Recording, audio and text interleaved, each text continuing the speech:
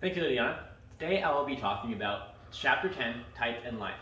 Now, this is the basic building block of any printed page, and it's very appealing to put multiple typefaces in a simple page of typeface. Today we'll be talking about three sections of that: the concord, the conflict, and the contrast. Let's start off with concord. The concord is probably the simplest and easiest way of typeface. It's keeping everything similar and familiar, as well as calm and organized. As we can see here in this invitation, the font's all the same, the font's all the same, the font size is also all the same, and it looks very nice and very appealing. Nothing really wrong with this. Another thing that I like to say that is concord is most infographics I see. As you can see here, the font size is all the same. Not the font size, the font is all the same, the size is a little different, but every font is about the same, and it's still very appealing to the eyes and very easy to read, especially if you involve some little graphics such as those. Next, we're going to be talking about conflict. Conflict is easily one of the most annoying things that people see in everyday lives, and I guarantee you have also seen it. Conflict is when you use more than one typeface, and it really looks like a mistake. Concord is solid and useful, but conflict should really be avoided. As you can see here in this picture, I don't even know what it says. There's a bunch of conflicting, the big if, and the combining text. It looks weird. If happy did exit, I don't know what that says.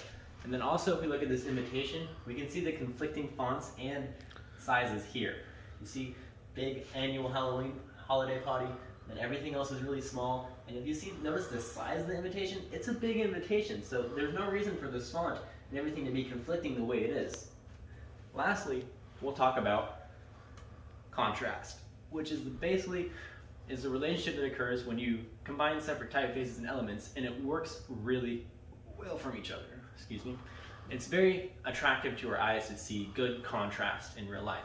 So if we look at this invitation right here, this is the best representation, I think, of invitation for contrast. We can see nice logo, big bold font of what the company is, and then we got cursive font right there, right below it. Everything meshes very well together. It's very nice and very appealing invitation to look at. Another example of contrast I think works well is movie posters, as we can see here. We look at the Terminator movie poster right here. The Terminator, we see that gradient font right there, a little shining mirror.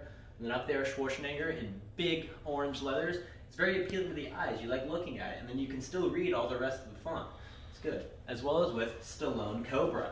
Nice red font, looks really masculine. And the font up top, Crime is a Disease, Meet the Cure. It's all very appealing to look at in these movie posters. As well as with Lost Boys. Even the title of Lost Boys has contrast typeface in it. See, L, uppercase L, lowercase o. It all works very well, and it's very appealing to the eyes. And that is the end of Chapter 10.